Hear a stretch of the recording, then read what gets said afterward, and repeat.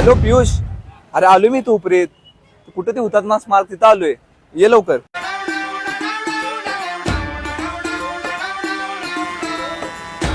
काय काय कोल्हापूरकर कसं काय आज? काय नाही रे, ते जरा चांदीचं काम होतं म्हणलं उपरीत या.